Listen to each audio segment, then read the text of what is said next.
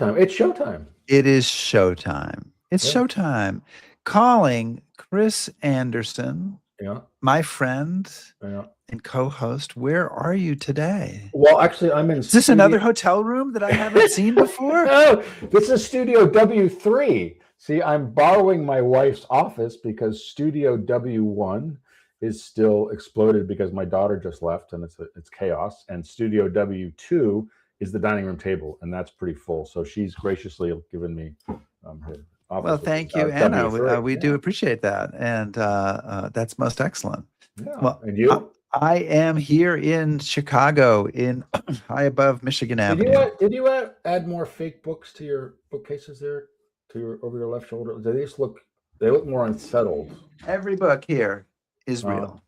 Yeah, but I mean, but it looks like you've moved them. So are you reading them now, or they just? Well, I've been shuffling through the ones about the revolution because I am the war for independence. I don't know why. Okay. Why? So why is that a thing? Why is revolution bad? It's just the way it's pronounced over here, and so that is the. Oh, it's just you go along. You're just a go along kind of guy. Whatever the custom is. Governance of the king. You're gonna do that, yeah, sure. So, welcome everybody to History Happy Hour, and thank you to Stephen Ambrose Historical Tours for their assistance in bringing you this show, and thank you for bringing Chris back home so he can be on this show. Thank you. Yes, exactly. Thank you. And check out their rich offering of military history tours at StephenAmbroseTours.com. And whether you're watching live or watching on replay, or Chris, maybe people are listening to the HHH podcast. Yeah. Welcome. And we'll be talking about the life of bank robber and movie star Henry Starr. And if you don't know Henry Starr, you should. So stay tuned. You will. You'll find out all about him. You will. You absolutely will. And Chris, I want to mention a great thank you to all of our Patreon supporters. We have a new one up there this week. Quick. Gail Wright. Oh, well, thank you, Gail. And Gail's been on several trips with me, and I think she might have been a Patreon supporter before. Not sure, but here she is. She's there now. We're happy, yeah. We're happy she's there, and you can become a Patreon supporter as well if you go to patreon.com/historyhappyhour. So, Chris, is there anybody out there watching us today? Well, there is. Doreen has joined us again, and Wally, and I was just with Wally, so I'm glad to see that he's made it home. He hasn't gotten so sick of you that he has stopped watching. No. Well, he said this might be his last trip, though. Ken Hodgrup from Kansas, David LeGraze from Buffalo, New York, Alice Wagner from San Antonio, Lou Vest from Virginia. So, yeah, good. Oh, nice. Well, why don't we do all these people a favor and get our show underway? All right.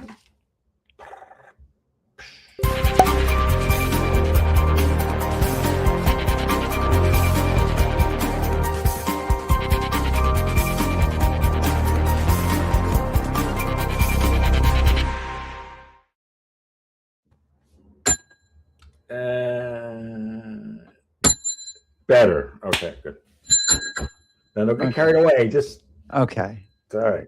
Henry Starr was a bank robber, one of the most successful in history until he was caught a couple of times.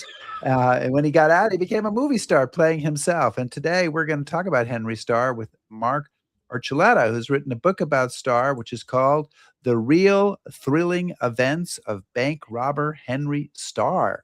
And the book won the Spur Award for Best Western Biography from the Western Writers of America and is going to receive a Will Rogers Medallion Award for Biography and Memoir. And author Mark Archuleta is an Emmy-winning screenwriter, journalist, and performer. He's a fifth-generation Coloradan of Spanish Basque descent.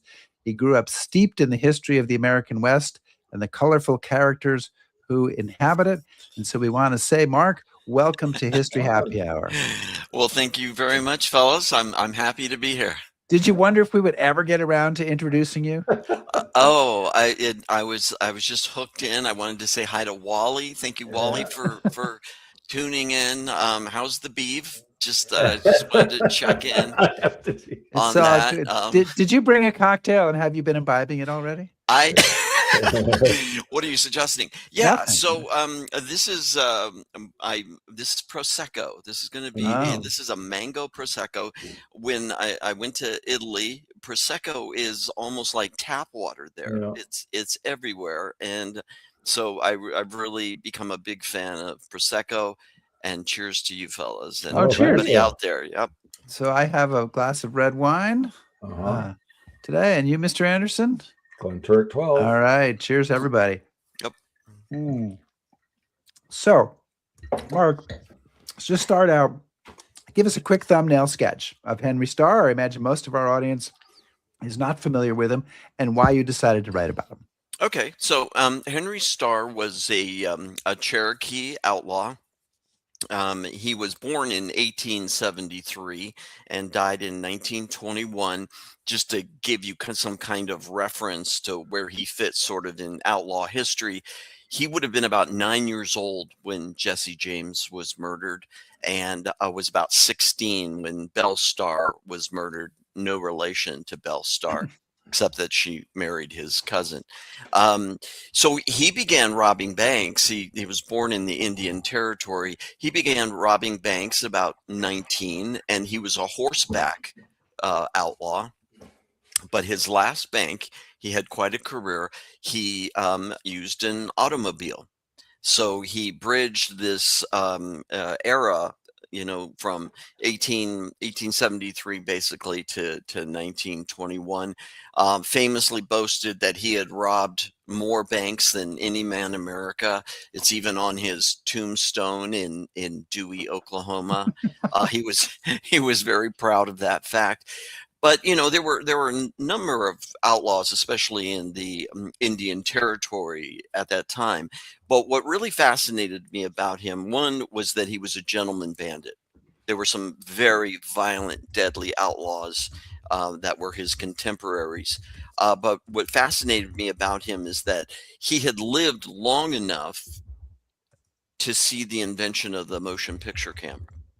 And so when he gets out of prison in 1919, the movie industry is crazy, and everybody's watching movies 2 or 3 times a day. It's just insane. And people had kind of grown tired of seeing William S. Hart, who was, the top cowboy movie star of the day. They were tired of seeing actors. And so producers came up. He was mobbed by producers to say, "We want you to be a movie star." So at the age of 47, he becomes a silent movie star, recreating his greatest heists for the silver screen. So Mark, since I'm sure we'll get more into his character, and you've touched on this already. You say, he was not. I don't want to say he was a good outlaw, but he was not as violent as some of the others. But yeah, what gets him started in this? Because at least the story you tell, he's kind of almost forced into this. Yeah, well, he was a student at the Tahlequah Male Seminary, and he had to leave when he was in 3rd grade because his father was ill and eventually died, and he had to help support the family. What that meant was that he had to, of course, end his education early. But what it did is it made him very vulnerable to the corrupt U.S. deputy marshal system. At that time, the U.S. deputy marshals did not get a salary. So they got paid by the assignment. And you could make more money if you increased your assignments, right? And so what a lot of these deputies would do was falsely arrest people, travel, take them to Fort Smith, Arkansas. They get paid per diem, all this, but it was a way of making money. So he was young, he was 16, and he was framed 2 times by U.S. deputy marshals, one for introducing liquor into the Indian Territory, and a second time for horse theft. Keep in mind, he's a teenager. He's thrown into Fort Smith prison before trial among the adult inmates, which were, killers and robbers and just the sort of the filth of society. But the U.S. deputy marshals would prey on poor blacks and whites and Indians, people who didn't have the means to defend themselves. And he was one of them, right? He didn't have his father. That turned him that experience, he had to, he was trying to be a rancher. He wanted to own his own ranch, but he ended up having to sell all of his cattle, his saddle, his horse, to pay a lawyer to defend him for these false charges. When he returns home, people, now this is 2 times, right? Yeah. And so when he returns home, people are thinking, well, if you've been accused, you must be guilty. And he was a really honest kid. His father was an honest man. But he decided that, if everybody's going to treat me like an outlaw, and if you're innocent, you get treated, sent to prison anyway, I might as well be the best outlaw I could be. And that's what he did.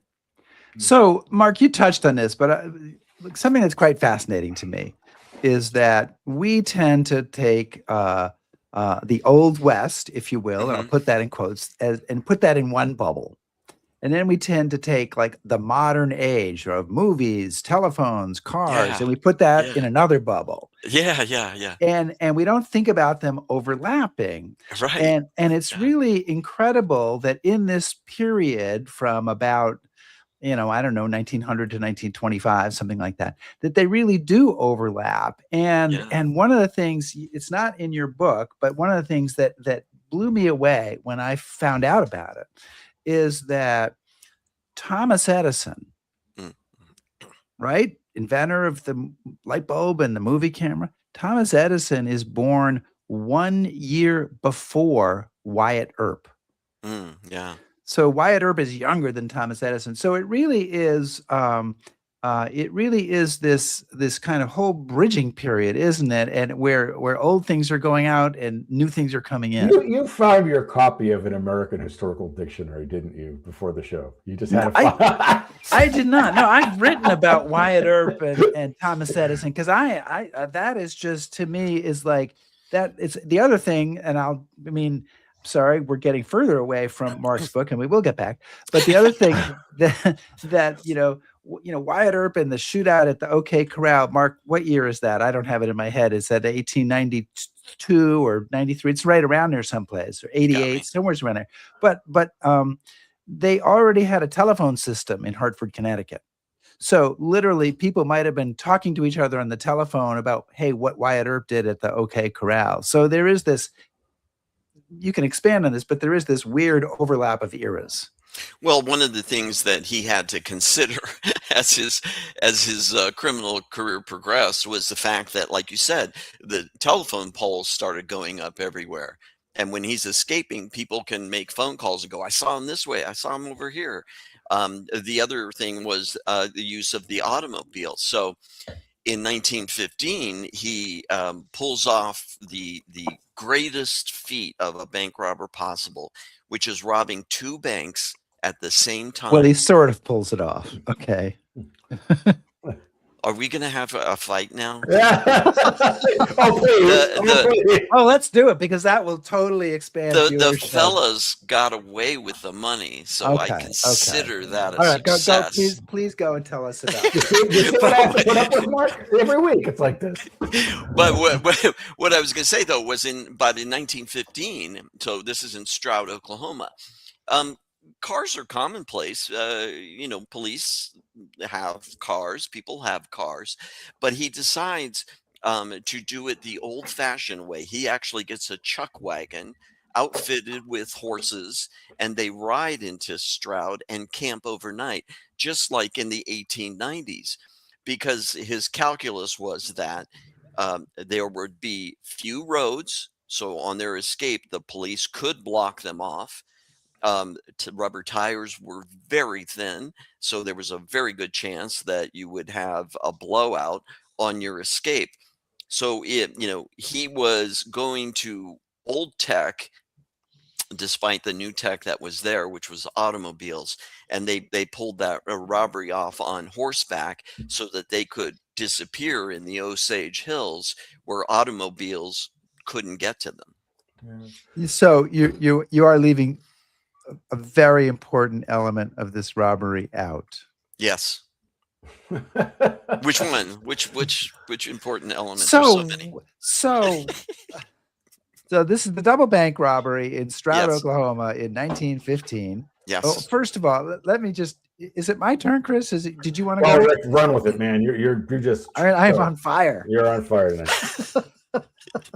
Creating conflict. You're on Absolutely, fire. yeah. Well, We said so 315 shows. It might not be a 316 after this, but please.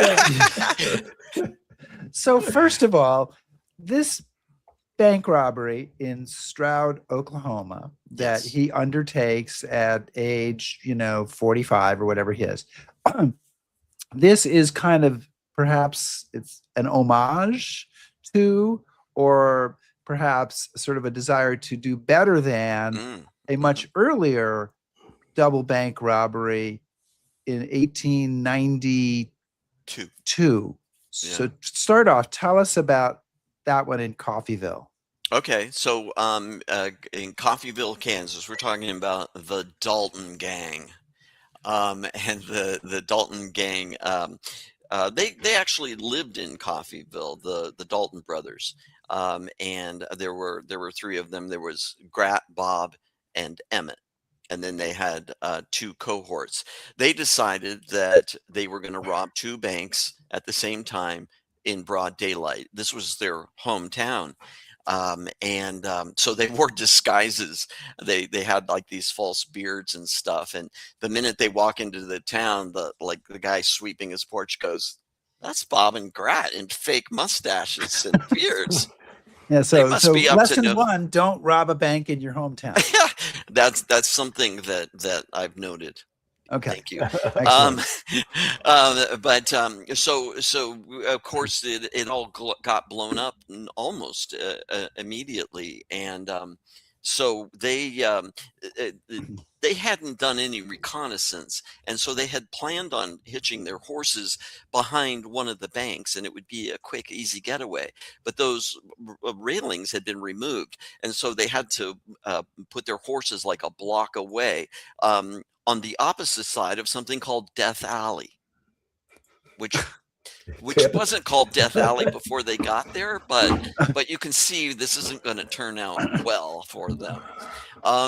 So basically, this store guy, the store owner, alerts them, the town, and the town all shows up with their rifles, and as they're trying to escape, all of them are killed except Emmett, which is important because Emmett also becomes a movie star later on. What happens, there's a photographer named John Tackett, and after the robbery, they pile the bodies of the Dalton gang on these hay boards. Yeah, there they are. There you can kind of see above one of the heads, there's a little boy peeking his head out. But this is a photo that terrified people. The reason that you can see the white on somebody's leg is because they started taking souvenirs and they cut off the pant leg. And you'll also notice that they're all handcuffed because somehow or another, even though they're dead, people were afraid they might leap back into life. They right? might leap back into life and escape. But that photo, that John Tackett photo that went around the world, chilled every bank robber's heart, right? Except Henry Starr.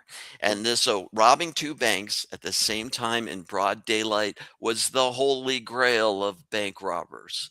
And so he's on just a little trip into Stroud, and he notices that he built a brand new bank. Very nice looking bank. And then he thinks, but they built it within one block of another bank. This gives me an idea. It's just as easy to rob two banks as it is one. And so that was the plan. But it doesn't work out well for Henry Starr. Not terribly, but not terribly well. Well, so two things come up. So what he did was he had two groups. He broke the gang into two groups. One would rob the First National Bank, and the second would rob the Stroud National Bank, and they could see each other, right? Like they gave each other the go sign from the doorway, and then they burst inside, and they were robbing the bank. Well, at Stroud National Bank, one problem was the bank had a time lock.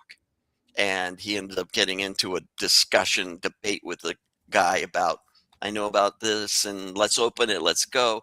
But what's really crazy is he has his rifle trained on the bank president, and all of a sudden they hear a screen door slam shut, and everybody turns around and they look towards. So banks had screen doors back then, and they had more than one entrance. And you can see it. Actually, there's a photo of it. But anyway, he turns around. Everybody turns around, and they look toward the screen door, and there's nobody there.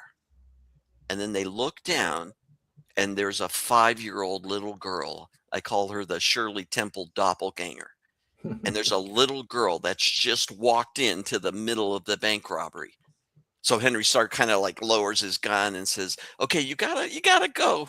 Grown-ups are doing things here, like robbing a bank." And she's like balls her fists and says, "No, because every Saturday morning she comes in and they give her a shiny new penny and she's not leaving without it." And so Henry Starr says, "Okay, I'll give you a whole bag of shiny pennies if you just sit in that chair and don't interrupt the bank robbery." And so she sits in the chair and she's playing with her pennies. Well, the problem is this has eaten up a lot of time. And in the meantime, people have noticed, hey, there's people robbing the banks. And so the town is starting to gather. Henry Starr feels like he's in an hourglass, right? And the sand is shifting beneath him. So they have to kind of bail out on that bank. They get together, they meet up with the other gang. They're going to get on their horses and ride away. But by this time, the whole town is there ready with their rifles. And it turns into a big gunfight. I call Henry Starr a gentleman bandit because he was an expert rifleman. He could have killed all those town folks, but he was so expert that he would either shoot between their feet or he'd catch the thick cloth in their jacket, and he could tick that, and the person would reconsider their life choices and run the other direction, right? So it could have been a bloody shootout. It wasn't, because he always told his men, nobody gets killed on these robberies. The rest of the gang gets away. A young 16-year-old boy hiding behind the barrel. He sees the kid with the rifle, and he goes, "He's just a kid. I don't have to worry about him." Well, the kid shoots him and gets him in the thigh. That's him right there. They carry him up to the law office. You can see the law books there. And he was shot and captured. And despite what Rick says, I consider it a successful bank robbery because the rest of the gang got away with the money, even though he was caught. So it was kind of a success. But that's when he goes to prison. He goes to prison for 4 years, comes out, and becomes a movie star. So the rest of the show is yours, Chris. I'm no, you're capable of not. Yeah. So, Mark, we tend to romanticize these robberies, and we'll talk more about this, and obviously that has some bearing on him becoming a movie star, but just how violent is it? I mean, you're talking about an awful lot of pretty violent crimes, and it didn't seem that uncommon. So I guess kind of describe for me sort of that sort of world. How common is this? And also, just because I'm just curious, how is it that these robbers are committing crimes in one state, but somebody from another state isn't coming to get them? Like, they kind of. Well, I'm very confused by that, but. Well, there was no cross-border agreements. There was no such thing as like the federal, law that would come in. Plus, this was no FBI, right? Yeah, this was the Oklahoma and Indian Territory, which they weren't states yet, right? But just to give you an idea of how violent the times were. So, Henry Starr never killed anyone in the commission of a crime, but he was sentenced to hang twice for murder. Right. And that was because a bounty hunter, when he was 19 years old, confronts him, and he says to the bounty hunter, "Where's your warrant?" And the bounty hunter did have one, but didn't have it on him. And he says, "Ha, must have left that in my other cowboy suit." And Henry Starr says, "Well, then I'm going to ride off. See you later." And the bounty hunter says, "Not so fast. I'm going to shoot you dead if you try to leave." And Henry Starr says, Okay, well, here's the thing. They're across a field, and I don't know if you have that lobby card, but they recreated it in the movie. Um, and I don't Henry think I Starr. have that one. Okay. Um, uh, Henry Starr says, "Well, I'll give you the first shot, and if you miss, then I'm going to have to kill you." Guy shoots, misses. Henry Starr kills him. People said, "Oh, you killed a deputy marshal." Well, he was a former deputy marshal, but he wasn't anymore. He was a bounty hunter. Anyway, what I'm getting to is that then he is sent to Fort Smith prison, and he's on murderer's row. He's on death row. He ends up being with probably the worst killers in the old West, and he's playing cards with them, right? And these killers include Cherokee Bill and the Rufus Buck Gang. And this Rufus Buck Gang were all just a bunch of teenage boys, but like for 13 days, they robbed, murdered, gang raped. Cherokee Bill shot and killed a guy that was just peeking in the window. Um, there was Bill Cook. So there were very, very violent and dangerous men. And as Henry Starr's on death row, he's watching each of them be marched to the gallows and be hung by Judge Isaac Parker. So it was very dangerous times, but he was not that. He was not a killer, and he wasn't a vicious person at all. So, Starr is pardoned once by, I mean, this is almost unbelievable, but he's pardoned once by Theodore Roosevelt. Yes. I don't know how Theodore Roosevelt pardoned somebody from a state prison, but apparently somehow he did. Do we know anything more? I don't know. He is released early from long sentences on 2 occasions, once by the governor of Colorado, once by the governor of Oklahoma. One of those was the time that he was in jail for murder. So, okay. I don't want to romanticize crime. And I mean, you've clearly, I say with all respect, you've sort of sided with Henry Starr. But what did he have that going for him that lets him kind of skating through? Very charismatic. He was handsome, but he was an autodidact. So I mentioned that he had to leave the Tahlequah Male Seminary in 3rd grade. The Tahlequah Male Seminary, people are familiar with the Carlisle school, which was really mistreated Indian children, and some of these schools obviously killed the children. But this was a Cherokee-run school with Eastern educators, and so they studied philosophy and history and science, and so he had this very early grounding in education. And so whenever he was incarcerated, he would invest in newspapers and books, and if you met him, the people who never liked him were the ones who never met him, but the people who met him, whether they were politicians or police officers, were just always enamored of him because he was so eloquent. When he petitioned to try to fight with the Oklahoma National Guard, Pancho Villa, and then later in World War I, he would quote the Battle of Hastings. His heroes were Marshal Ney, and he would talk about the Crimean War. So he was a real student of history. He could talk on many, many subjects. When he was incarcerated, he spent his time tutoring other prisoners on how to read and write and mathematics, and he was always the model prisoner. So when it came time for these governors or wardens to let him go, it was kind of a no-brainer in a way. He professed that he was reformed, and you could believe him because he was reformed many times over. Is it experienced reformer? Yeah. So he got good at it, kind of. Yeah. So, Mark, clearly these people, Starr and some of the other outlaws that you mentioned, they are media personalities. How are they And you talk about a couple instances in the book where Starr actually kind of uses the media sort of to his own advantage. How are these guys? It seems like they're also kind of always looking towards their image and their perception, right? How is that Well, story getting out? he had a good relationship with everyone.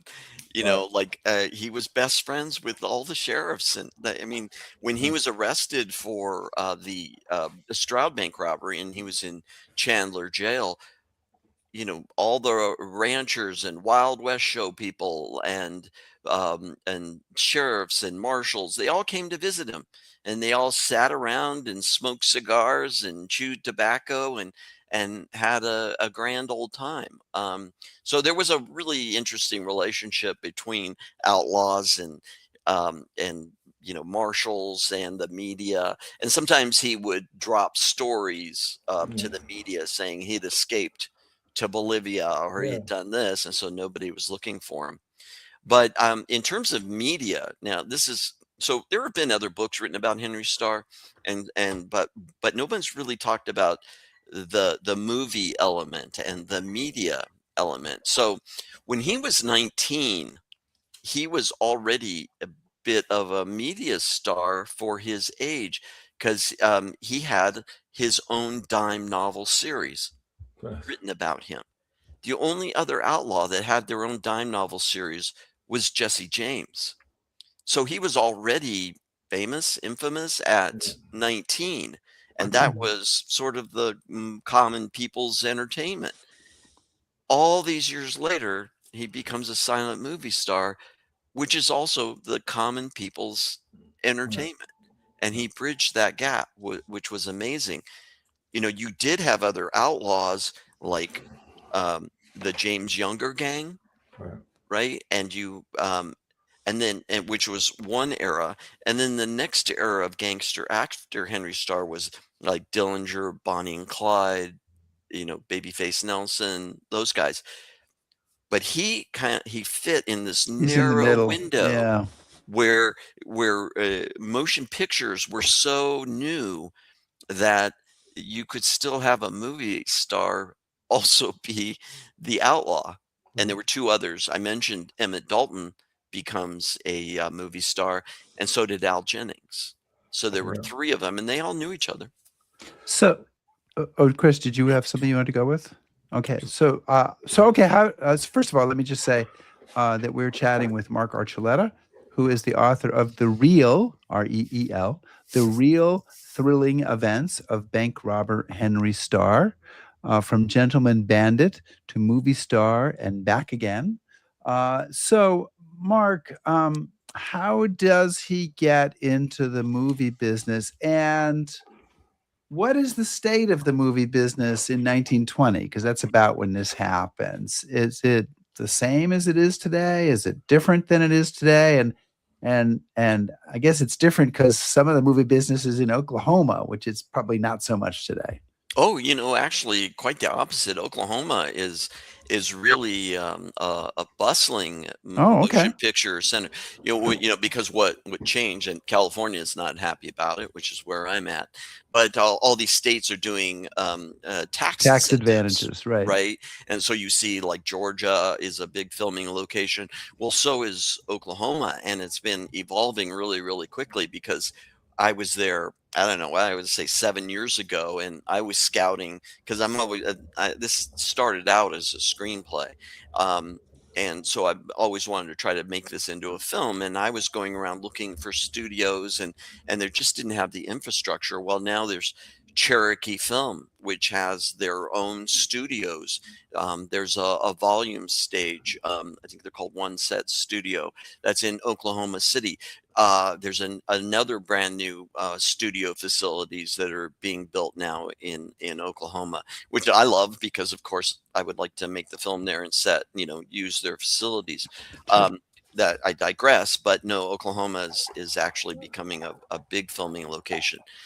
In terms of the evolution, you know, of films, of course, you just had the Nickelodeons, right, that were developing.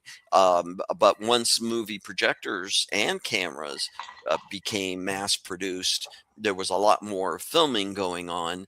A film pioneer of Oklahoma was Benny Kent, and he was involved in almost every motion picture that took place in Oklahoma.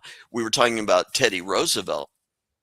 Well, Teddy Roosevelt has a big influence on the progress of the film industry, because he was trekking through Oklahoma with a marshal, and the marshal they come across a wolf, and the marshal captures the wolf in his bare hands.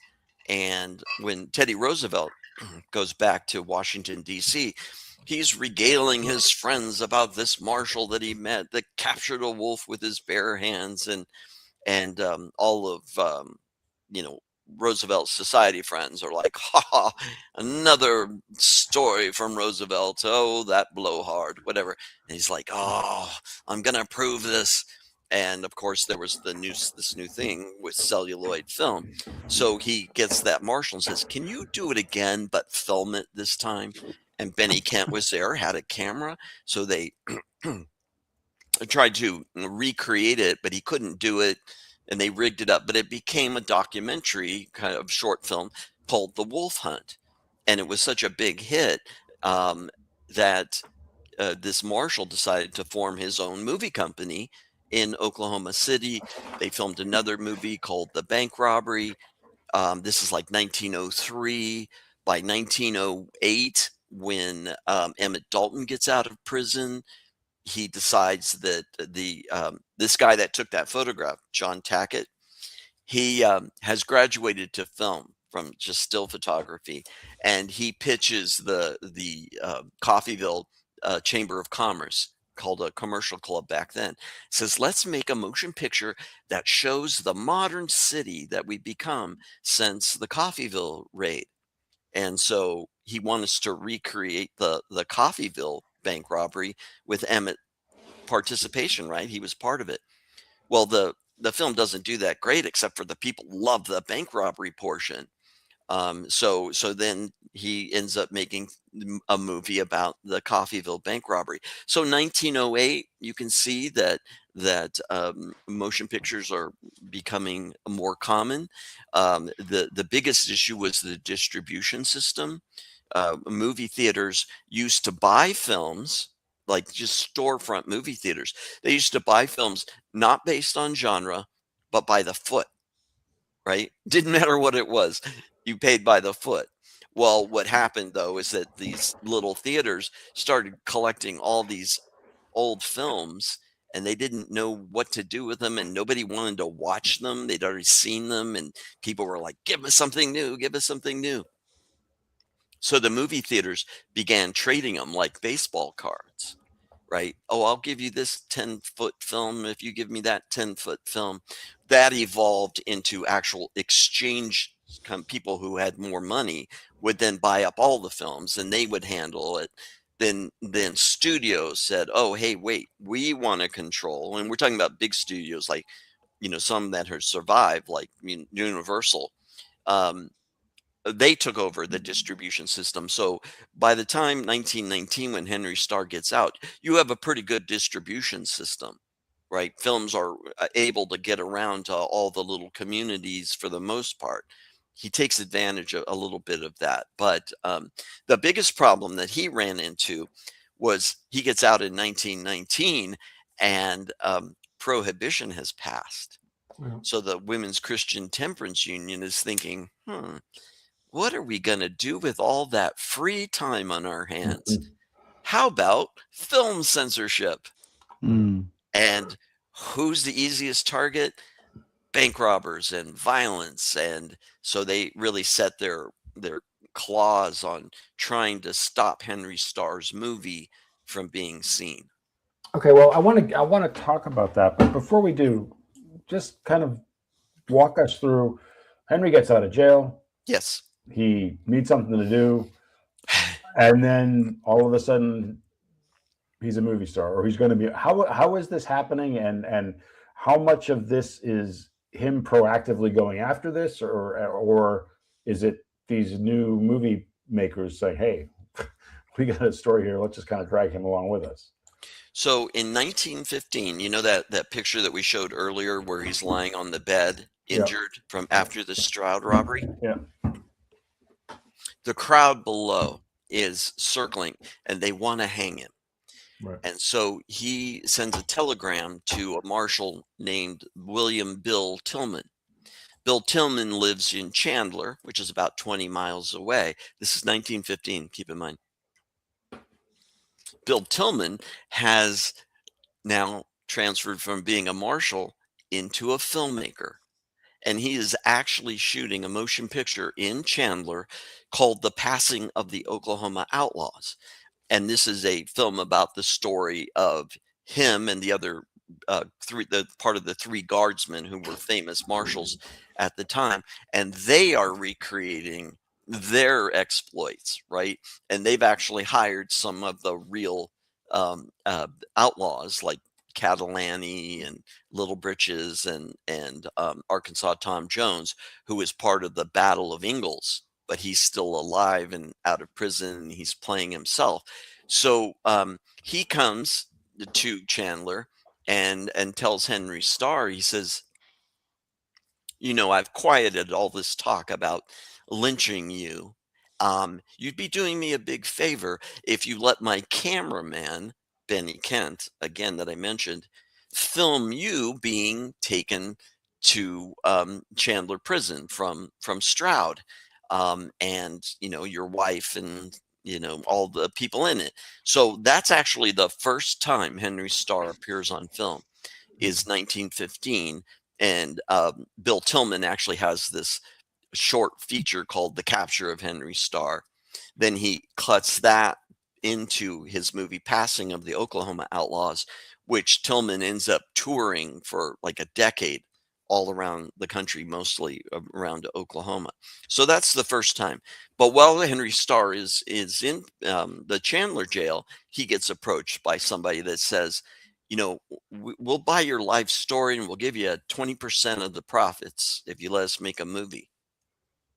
And he says, no, I don't want to do that. Well, 5 years later, this other people approach him and say, we want you to be a movie star. And now he changes his mind. He doesn't have any other career, right? He has no other prospects other than, what he was trained to do in prison. He was trained as a baker and a leather worker in a metal shop, but a glove maker, but he's 47 years old now. right. Well, this is a great way to make money. And the other motivation he had was he wanted to tell his life story. He had a son named Teddy, and he really wanted to dissuade kids Teddy's age from pursuing a life of crime because it really, this is where he ended up. Yeah. Well, and we've left something out. I'm sorry. I feel like I'm the policeman in this story. I'm the corrupt deputy marshal who's. Yes. Well, Yeah, Mark, we'll just run the questions through Rick from now on. To make sure Yeah. Please do. But he writes an autobiography, right? Yes, he so does. when does he write that? He wrote that when he was in the Colorado State Penitentiary. So this was 1913. So this is even before his most famous robbery. Yes, He that's what's writes so an amazing. autobiography. So, okay. First of all, everybody writes a memoir today. I'm working on a memoir. Chris is probably working on a memoir. Yeah. How common is it for a bank robber to write a memoir in 1913? That's number one. And number two, I'm sure you use this as a source in your book. Mm-hmm. I am sure, in a kind of a hopeful way, that you also sort of researched against it. So how accurate is his autobiography? I'm asking a bunch of questions there. Please feel free to answer any way you wish. So it was fairly common for outlaws to write an autobiography. Cole Younger wrote one, even though he was told when he got out of prison he wasn't supposed to make any money on his infamy. Cole Younger from the James Younger gang. So Tom Horn, I believe, wrote Tom Horn. So it was fairly common for outlaws to write an autobiography. Um, what was it? The other one, research against it. Well, how accurate? How accurate do you think it is? Well, so I wrote an annotated version of it that I haven't published yet. But what I do is I go through all of the newspaper accounts or any other kinds of accounts that occur at the same time with something he's describing. And there's some minor discrepancies, but the part that's great about his autobiography actually has nothing really to do with the crimes per se or the trials or those things. What he does a great job of, two areas. One, he talks about white encroachment on the Indian territory and how it changed relationships between whites and Native Americans. And then the other thing is he talks about what it was like to be on the lam and traveling from state to state, farm to farm, all the people he met along the way. And it's really it's really an upbeat story about the people that he meets who are kind and generous. For example, he stays at a house with a family with two daughters, and this one daughter has a boyfriend that's visiting that night, and the boy is trying to impress her by playing a fiddle. And Henry Starr says, "Let me see that fiddle." And he starts playing it because Henry Starr was really talented, supposedly, and he plays this fancy song. But it just gives you an idea of, like, people didn't watch television or sit on their phones. Somebody came over and they formed a fiddle and they would sing songs together, or how he would bunk with people, and when he left, they didn't know who he was, but he'd leave a couple of dollars for them. Like, there's stories of him leaving money for people that are like going, "I haven't seen that much money in my life." It's really the stories that reveal what people were like there that is the best part of that autobiography.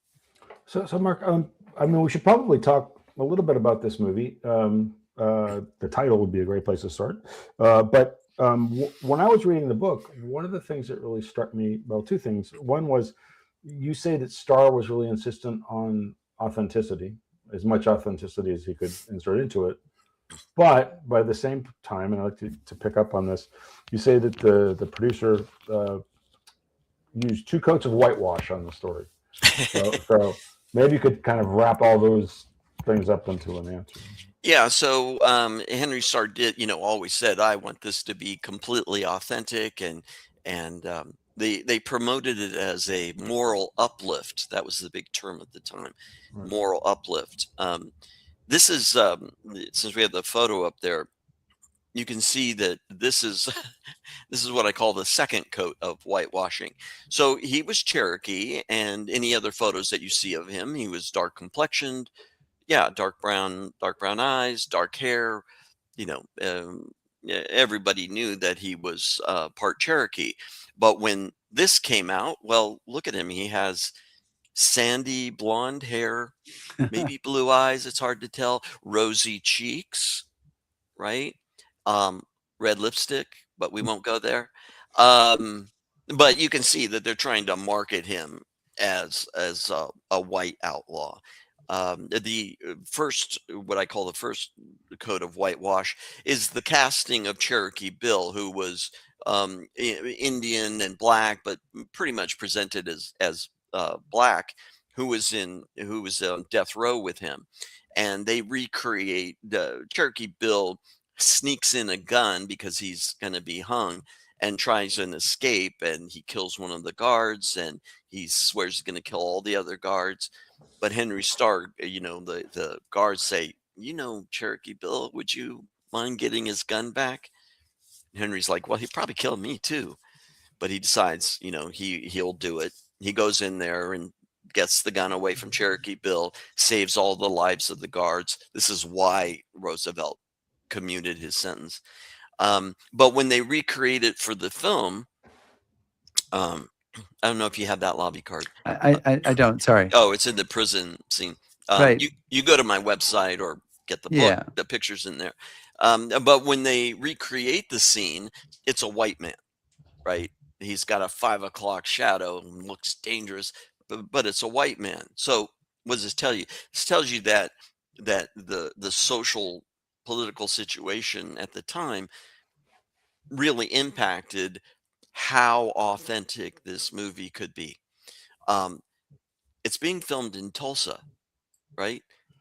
Only a year later is the Tulsa Race Massacre, right? Jim Crow laws, lots of tension, lots of pressure, lots of anti-Native American feeling has developed in that time. Things changed, but it could be deadly to mix blacks and whites. It just didn't happen on stage or on film sets. And so of course they had to cast a white man, but those were all elements that affect its authenticity, but also reveal the social pressures that were going on that eventually erupt, obviously, in a massacre. Well, in terms of filming this movie, right? So Starr is playing himself. We have a few shots from it here. There he is on a horse. Here he is. You talked about earlier with the little girl, which is inside the bank, but they couldn't get permission to film inside the bank, so they filmed this on the street. So that's Henry Starr. That's the screen door with the little girl in the screen door of the bank. Woo, yeah. Woo. So they make this movie, and it's called Debtor to the Law. And it premieres in Oklahoma in 1921, I think. And there's lots of ads for it in the newspapers. I actually went back to newspapers.com and looked through. Lots of ads for it, lots of hoopla. It's playing in a lot of places. So, and then it sort of seems to just go away. It just kind of goes away. So what happens? Does it play at all outside of Oklahoma? How big a story is it? How fast does it suddenly become yesterday's news? It doesn't hit the coast. So it was pretty much regional. It did get into Dallas, Kansas, Missouri. I'm not sure that it ever got into Arkansas. So it was very regional. And I mentioned before the Women's Christian Temperance Union. All the big movie palaces were very, very afraid of censorship. And so they made a backdoor deal with the Women's Christian Temperance Union and politicians that they would refuse to show it. So that limited where the movie could be seen. So they had to like pack up the film cans, and they hired this young kid to drive the film to town. And he often made personal appearances at these events, but it did limit the amount of money that the film could earn for him, and was very disappointing. He was hoping that this movie would change his prospects, but he is told that if he could make a second motion picture, that then he could punch his ticket to Hollywood and become a big movie star to rival, Douglas Fairbanks and William S. Hart. So he conceives of a whole screenplay. He's got the whole story mapped out, and he's going around trying to get financing for his film. He goes to the Claremore Commercial Club, which I mentioned before. Businessmen. Unfortunately, most of them are bankers. And those aren't his best friends, but he's hoping to get the financing to make this motion picture. Nothing is coming through. He's completely reformed, but he decides, he's always known where to get money when he needs it. So he decides to finance this film to send him to Hollywood to change his prospects. He's going to rob one last bank. Well, and I think we'll leave the story right there, because buy the book and see what happens. Buy the book and see what happens. I will ask this question. What happened to the film? Can I go on YouTube and see a piece of it, or see any of it, or No, both the section where he's in the passing of the Oklahoma Outlaws, part of that film exists, but not the Henry Starr part. A Debtor to Law is currently lost to history. And so I try to make the film come to life in the book based on what we have from. No, you have a lot in there. Do you think it could be out there someplace in a can someplace? You know, I don't think they made that many copies of it to begin with. So I'm always hopeful that somebody's digging through grandma's attic and it hasn't burned up and it hasn't melted, and there's a little bit of Henry Starr and Shirley, the little Shirley Temple girl. You know, I just want to mention just thanks to the publisher, University of North Texas Press, who were big fans, and none of this would take place without them coming on board. And you know, you can get the book at all your favorite bookstores. Bookstore places. And I want to mention before we go, I want to point out your shirt. Yes. Henry Starr. Yeah. There you go. Okay. So this man he's living the promotion there. I would be wearing my cowboy hat, except I gotta, you know. Yeah, you have a special cowboy hat. So I do. I should. I know, right? Little holes in the side. Amazing. Like, so guys, we've been chatting with Mark Archuleta, who is the author of The Real Thrilling Events of Bank Robber Henry Starr, from Gentleman Bandit to Movie Star and back again. And he is, as he says, the book's available everywhere. I find this a fascinating topic, and you wander down a whole lot of rabbit holes in this book. So it was very, very interesting to read it. Mark, thank you so much. And thank you for joining us today. Yeah, thank you for having me, guys. Appreciate it. With things. Okay, so amazing story. Okay, see, aren't you glad that I wanted to do that? Don't answer. Don't answer if you're not. If you're not glad, don't answer. I was looking. We have to talk to Mark again once we get off the air. Relax a bit. Yes, it was. I don't know how to relax. It's Sunday afternoon. I get very you had an extra cup of coffee this morning, didn't you?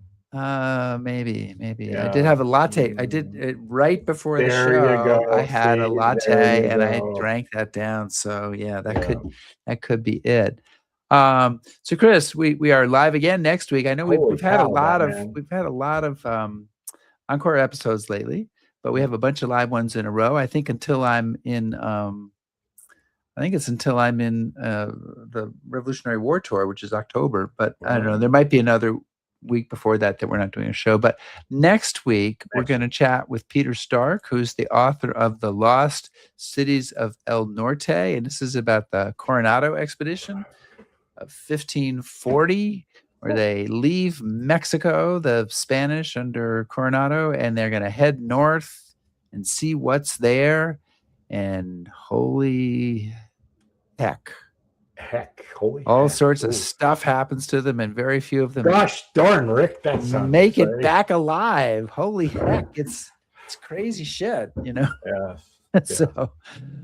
So that's our show next week. Did you have any final words? I mean, I'm not going to no, I'm kill you or anything. I'm enjoying all this live episodes. It is fun to be live, isn't it? Yeah.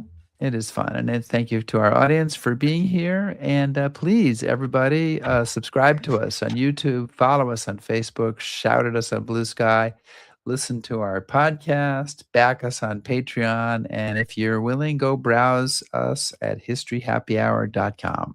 Thanks, everybody. Stay safe.